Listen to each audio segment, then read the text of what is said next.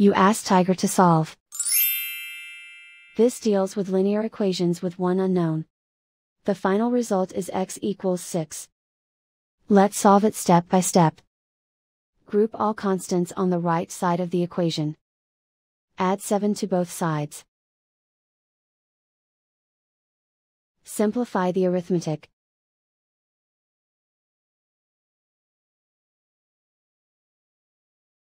Isolate the x. Divide both sides by 7. Simplify the fraction.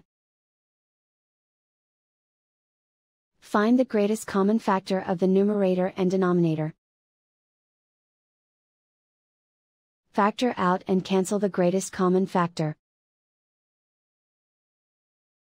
And so the final result is x equals 6.